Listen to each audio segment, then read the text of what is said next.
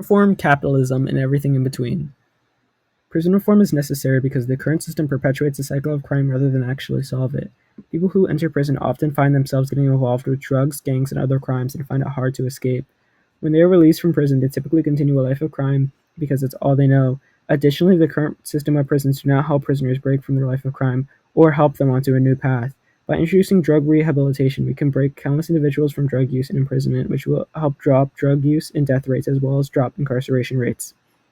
The introduction of halfway houses, as you see on the right, where individuals learn how to live in a society without relying on crime, is crucial, since it gives inmates the skills needed to rebuild their lives. If they have stable lives, support systems, purpose, and a steady job, they are less likely to recidivate. And this would also further drop incarceration and recidivism rates. Dropping incarceration rates is important because it reduces the amount of money needed to fund prisons, which means lower taxes for Americans. This also means some money can be invested in better prison conditions. We can teach people to do better and live a life that's not ruled by crime, but only with the introduction of prison reform. If you look at the chart I provided, you can see that America's incarceration soars over all the other countries worldwide. This is because the prison system is a business. Corporations that own prisons actually make money off of the amount of prisoners they hold. In some parts of the country, police officers even have monthly quotas of arrest. I won't even get into police reform since that's a whole other topic, but another one that needs drastic change immediately. And not to even touch on racism, misogyny, and the war on drugs that are deeply ingrained in our prison system. The first drug prohibition was made in 1875 for smoking opium. This was intentional because the Chinese immigrants at the time smoked opium, as the United States did get China addicted to opium at this time. However, the court did not rule injecting opium by any other means a crime. This was because at the time, white people were selling liquid opium as a medicinal drug, and this was not an isolated incident. Cocaine's jail time is a maximum of 1 year, whereas crack is the same drug, just cooked, can get you a life sentence. This all ties to Ronald Reagan and the war on drugs he started. This was a direct racist act. At the time, crack was used mostly by people of color, while cocaine was used by white people. It's the same drug, so why does it have different sentences? What is drug decriminalization?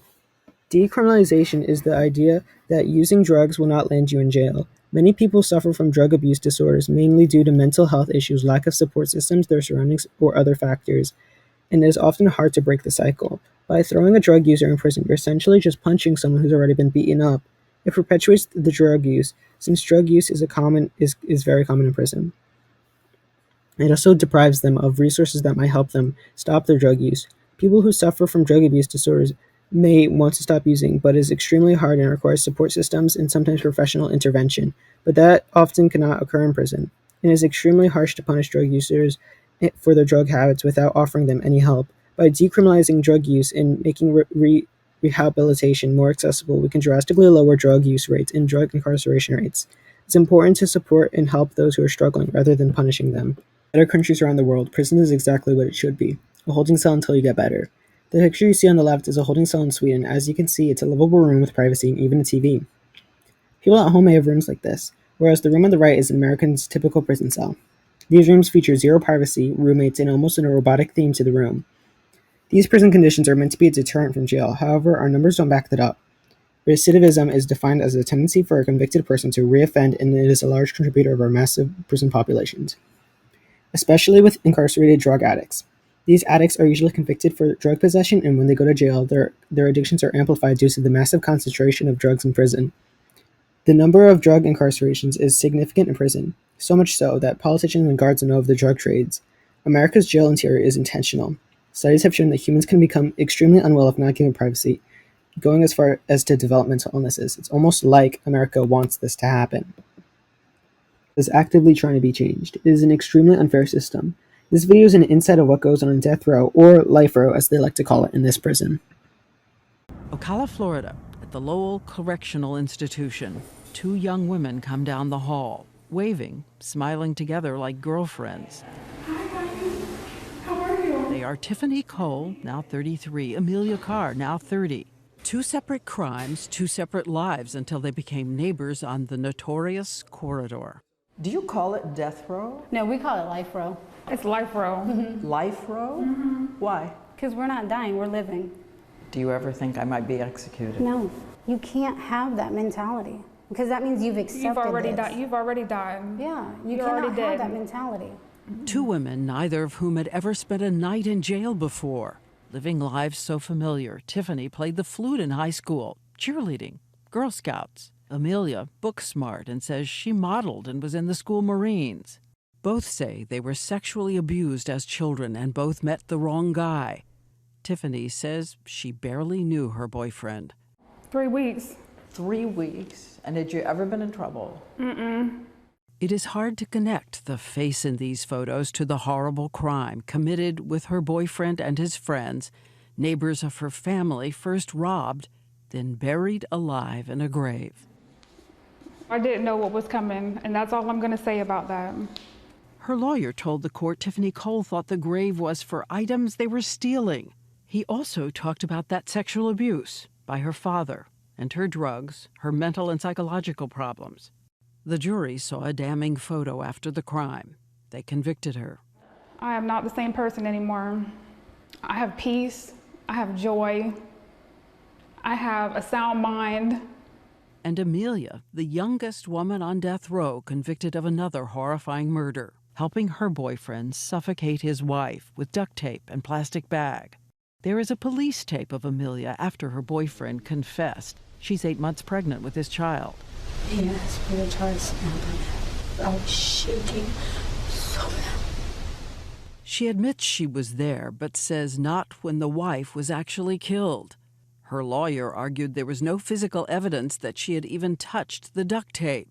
But when the judge gave her her sentence, he called her cold and said, "May God have mercy on your soul." The duct tape, the asphyxiation. What do you feel?